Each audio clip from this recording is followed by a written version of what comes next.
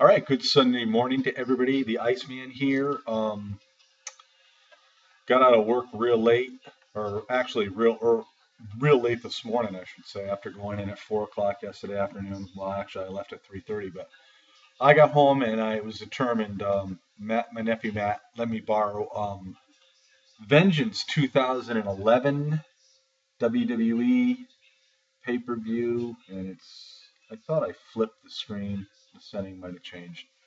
But anyway, I watched it this morning only 3 years ago, and you could see the difference in the WWE as it is now to what it was back then. This was an excellent pay-per-view, actually, and I'm going to run down the matches, and I'm going to talk about a couple of the matches. I'm not going to talk about all of them, but we had Sheamus versus Christian. Um, Sheamus ended up defeating Christian, but it's unfortunate because Christian gets injured, comes back, gets injured, leaves, comes back, gets injured again. I think Christian.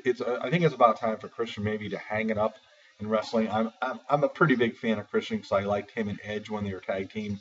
Uh, uh, when they were together as tag teams and when they were tag team champions and whatnot. But I think it's time for Christian to say, "Hey, my health is more important." So, but anyway, that wasn't a bad match. Um, Also, we had the United States Championship match. The champion Dolph Ziggler with Vicky Guerrero going up against Zack Ryder. I mean, going into this match, who really thought that Zack Ryder was really going to win? Although Zack Ryder was a lot bigger in 2011 than he is now. We rarely see him, but it was a pretty good match overall.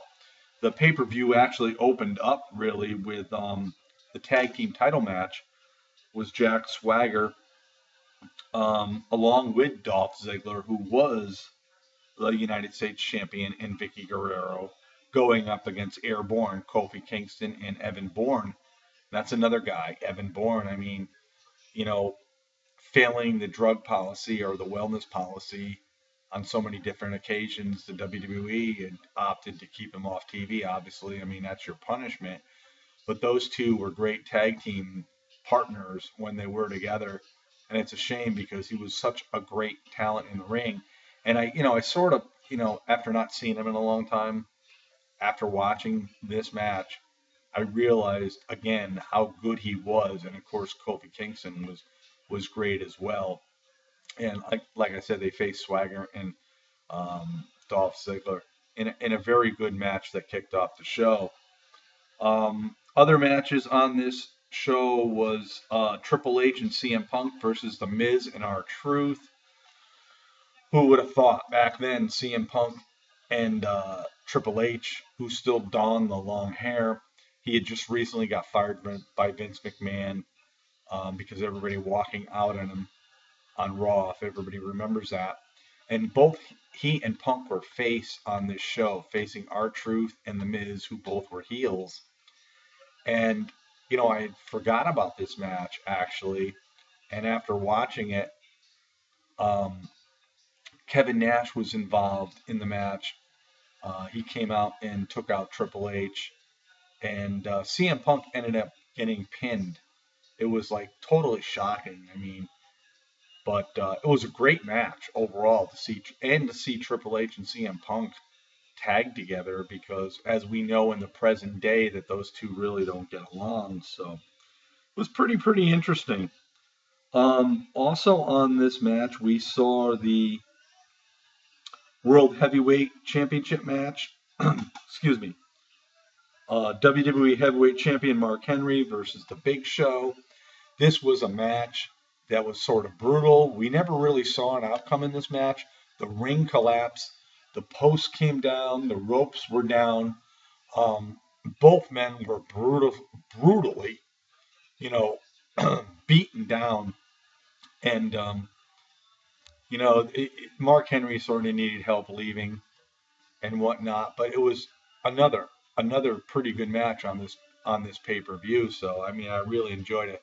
We also seen Divas champion Beth Phoenix defend her belt against Eve Torres. Everybody remembers Eve. Eve looked really hot in this pay-per-view. She had the streaky, sort of blondish, dark hair. She gave it all to Beth Phoenix.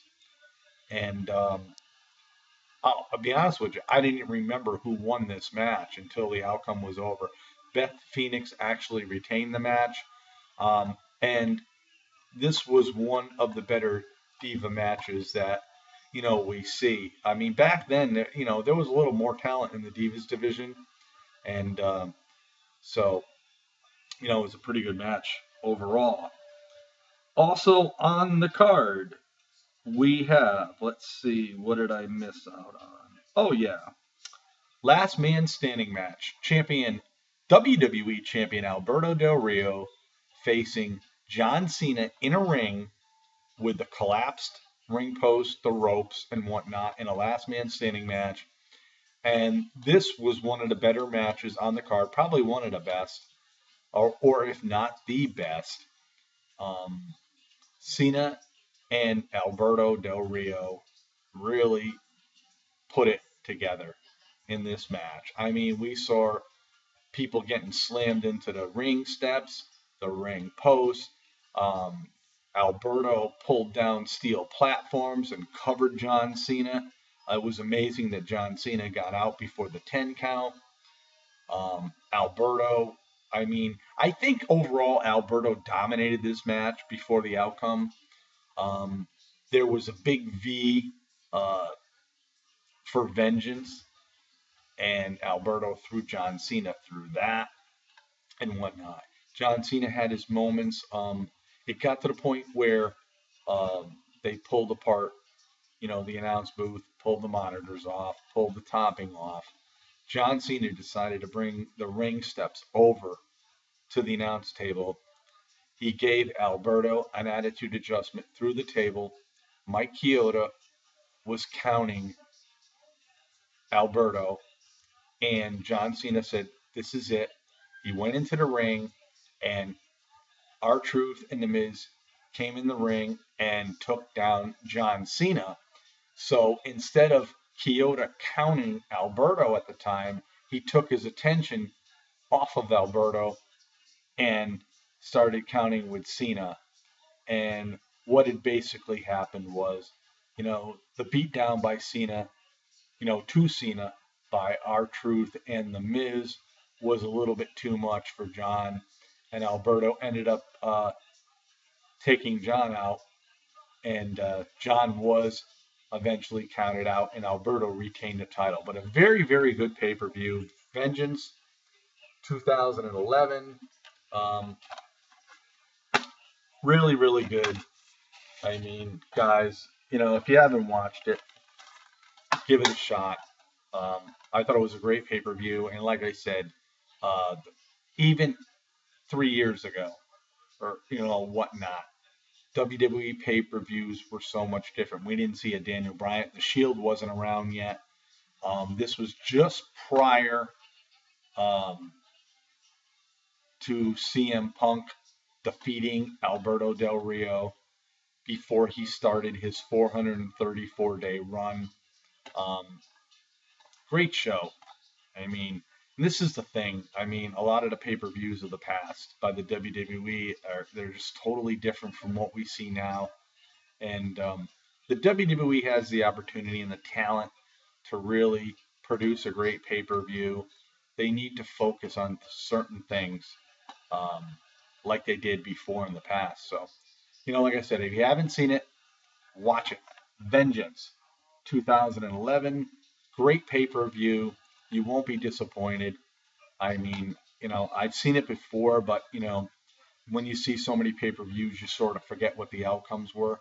So I watched it again this morning, it was very, very late in the morning after I got home, and totally enjoyed it, especially the last man standing match with Alberto and John Cena. I mean, and just think about this. Look how big Alberto was back then, and look where he is today. Alberto's almost a forgotten man. So, peace out, everybody. Have yourself a great Sunday. The sun's trying to break through here. I'm going to try to shoot down at 4 o'clock to see the Yukon Parade for the men and women who were the men's national championship team and the women's national championship team. The second time it's been done, and UConn's the only team to do it twice. Peace out.